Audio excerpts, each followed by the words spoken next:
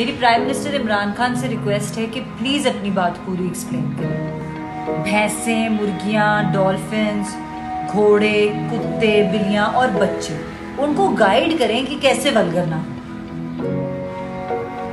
जितना फोकस आपने वल्गैरिटी पे किया है, अगर उसका 50% भी आप लॉ पे करेंगे ना तो यकीनन फर्क पड़ेगा। जिन्ना और भुट्टो के बाद you are the only prime minister जिसकी बात पूरा पाकिस्तान सुनता है। आपने कहा इर्तुकुल देखो, पूरे पाकिस्तान ने देखा। आपने कहा फलानी किताब पढ़ो, पूरे पाकिस्तान ने पढ़ी। तो आपकी इस स्टेटमेंट से कितना नुकसान होने वाला है आप कब रियलाइज करेंगे? हमें लगता था, मुझे लगता था कि आप मोदी और ट्रंप की तरह इनसेंसिटिव नहीं, इसलिए आपको वोट दिया था।